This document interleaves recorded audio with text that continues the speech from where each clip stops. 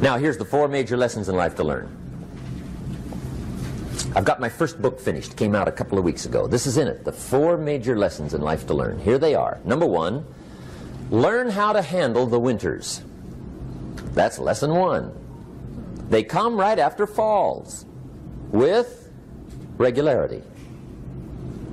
Some are long and some are short and some are hard and some are easy, but they keep coming. You must learn to handle the nights. They come right after days. You must learn to handle difficulty. It comes right after opportunity. You must learn to handle recessions. They always follow progressions for the last 6,000. See, it isn't going to change. The lesson you must learn is how to handle it. And there's all kinds of winters, right?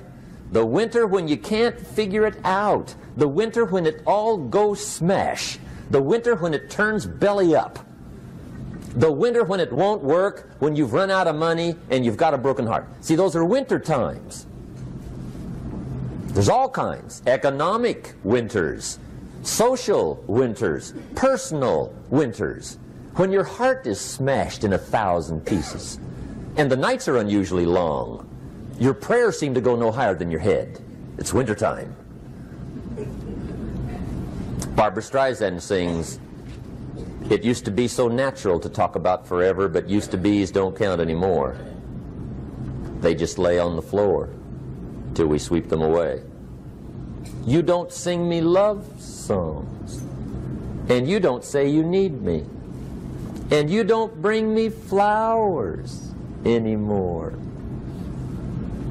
A song of winter. But see, the disappointments come. Those are normal. That's part of life. But the question is, how do you handle it? How do you handle the coming winters and the disappointments and the down times? Well, you can't get rid of January by tearing it off the calendar. But here's what you can do. You can get stronger, you can get wiser, and you can get better. The winters won't change, but you can. And that's how life changes for you.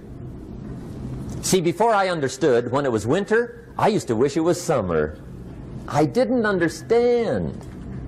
When it was hard, I used to wish it was easy. I didn't know.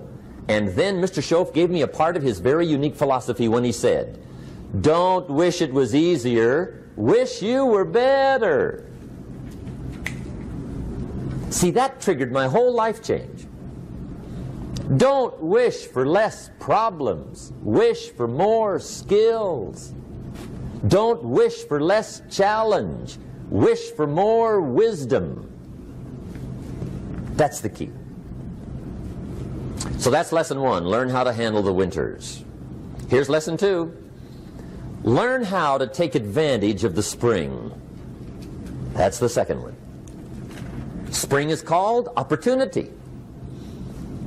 And spring follows winter. What a great place for it. If you were going to put it somewhere, that'd be the place to put it, right after winter. And pray tell, how often does spring follow winter? Every year with regularity, 6,000. You can almost count on it. See, opportunity always comes. Days follow nights. Isn't that terrific? Opportunity follows difficulty. But here's what you must learn to do. Underline these 2 words in that key phrase. Take advantage. Underline those 2. You must learn to take advantage of the spring. See, just because spring rolls around is no sign you're going to look good come fall. You got to do something with it. In fact, you have to get good at one of 2 things in life. Planting in the spring or begging in the fall. Or get somebody to do it for you. See, those are about the only alternatives. Now here's what else you must do. Take advantage of the springs quickly, because there's only a few. Just a handful of springs have been handed to each of us. They don't come forever. Life is fairly brief. So you got to read every book you can get your hands on what to do with your springs while they're here. And take advantage, they soon run out. The Beatles wrote, "Life is so short." And for John Lennon, it was extra short. But life is brief. Elton John sings, "She lived her life like a candle in the wind." It's brief. So whatever you're going to do with your life, you got to get at it. Don't just let the springs pass. Here's the third major lesson in life to learn. Learn how to protect your crops all summer. You got to take care of what you start. Sure enough, as soon as you've planted your garden in the spring, the busy bugs and the noxious weeds are out to take it. And here's the next bit of truth. They will take it unless you prevent it. And that's the third major skill to learn. You've got to learn to prevent the intruder from taking all the good you start. It's one of the challenges. Here's two key phrases under number 3. First one, all good will be attacked. On this planet. Maybe not the next one we get to, but on this one, all good will be attacked. Every garden will be invaded. Not to think so is naive. And here's the second phrase. All values must be defended. Political values, social values, community values, family values, marriage values, friendship values, business values. Every garden must be tended all summer. Third major lesson. Now here's number 4. Fourth major lesson in life to learn. Learn how to reap in the fall without complaint. Learn to reap come harvest time without complaint. Take full responsibility for what happens to you. It's one of the highest forms of human maturity, accepting full responsibility. It's the day you know you've passed from childhood to adulthood, the day you accept full responsibility. And another note, learn to reap in the fall without apology. Without apology if you do well, and without complaint if you don't. That's maturity. I used to have that long list of reasons why I wasn't doing well. To explain. You got to explain, right? Otherwise you're going to look bad. I used to have this funny list called Reasons for Not Looking Good.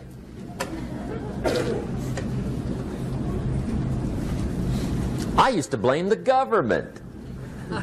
I mean, you can believe that or not. It was at the top of my list. I had a lecture second to none. The government. That was on my list. I used to blame taxes. Look what you got left after they take everything. And they expect you to do well. That was on my list there. Prices, that one's easy, right? You walk into the supermarket with $20, come out with a little half bag. So I had that on my list. I used to blame the weather. I blamed the traffic. I used to blame my car. I blamed the manufacturers. I used to blame the company. I blamed company policy. I used to blame the training program. I blame my negative relatives. They were always putting me down. I blame my cynical neighbors. They're just selfish, looking out for themselves. Won't loan you money? They were on my list.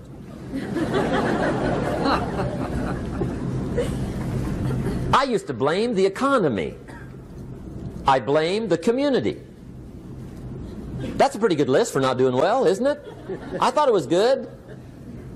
I'll never forget one day, Mr. Schoaf was very kind, but he was also very blunt, and this was no exception. And I'm glad he was blunt. There's a lot of things I'd have missed if he hadn't have been blunt. One day, with sort of a curious look on his face, he said, "Jim, just out of curiosity, tell me, how come you haven't done well up until now?" Excellent question. I thought, well, so I won't look too bad, I'll go through my list. And this list I just gave you, I put that on him. And he was very patient. He let me go through the whole thing, the government, the weather. I went through this whole thing. When I finished, he looked my list over very carefully. He said, "Mr. Rohn, big problem with your list. You ain't on it." How How brilliant.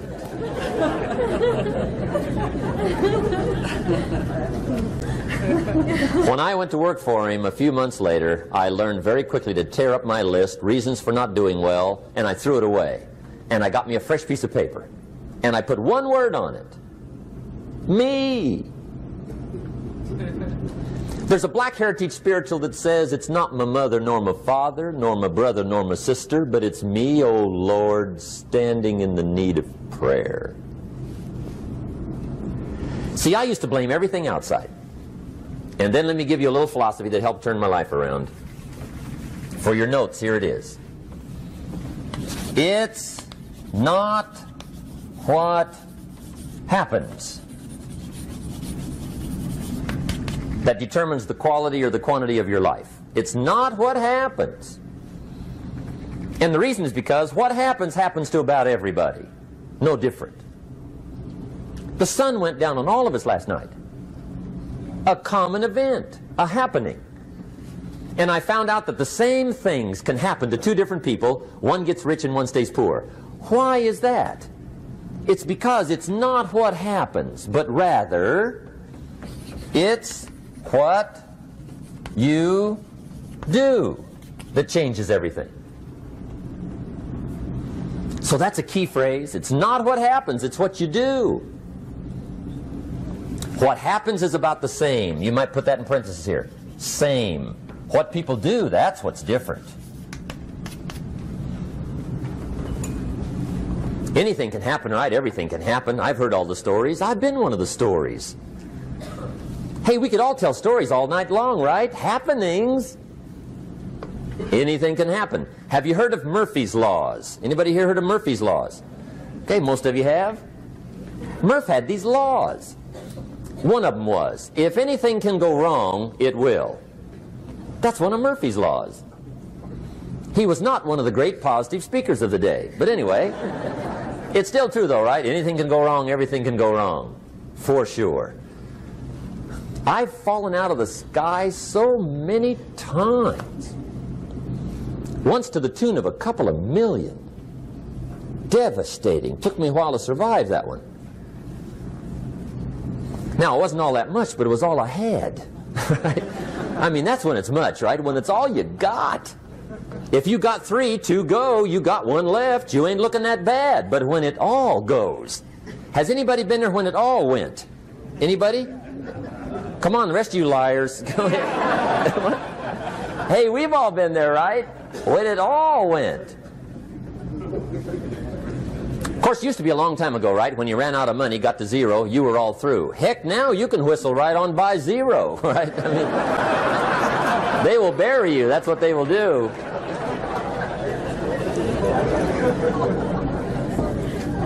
But see, those are the happenings, right? Everything can happen. Anything can happen. But it's not the happenings. It's what you do about it. Somebody says, yeah, but you don't understand the disappointments I've had. Come on. Everybody's had their share. Disappointments are not special gifts reserved for the poor. Everybody has them. The difference is what you do about them. It's not the weather. I used to blame the weather, and I discovered it rains on the rich. So see, that won't help. 2 men wake up one morning, there's a rainstorm on. One of them looks out his window, sees the rainstorm, and he says, wow, what a storm. With weather like this, they can't expect you to go out and make sales. He stays home.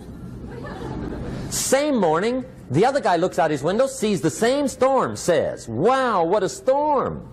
But he says, you know what, with weather like this, what a great day to go out and make sales. Most everybody will probably be home, especially the salesman.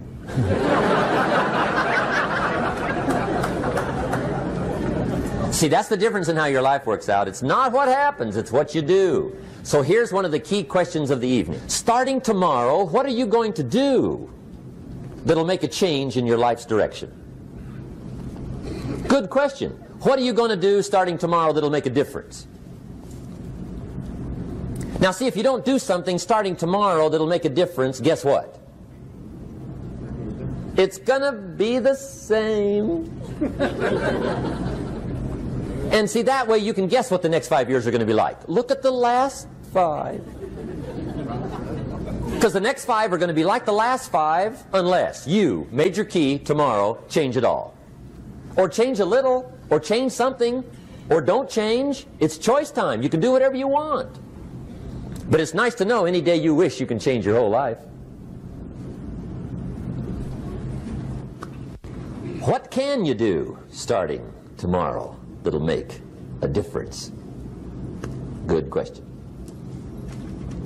What can you do with economic chaos, massive disappointment? What can you do with a broken heart? What can you do when it won't work? Good question. So if I had a word with you tonight, one-on-one, just you and me, I think my personal advice to you would be, this year, 1981, reach down inside of you and come up with some more of those remarkable human gifts. They're there, waiting to be utilized. And then change anything for you you want to change. And I challenge you to do that because you can change. If you don't like how it is for you, change it. If it doesn't suit you, change it. If it doesn't please you, change it. If it isn't enough, change it. And I challenge you to do that because you can change.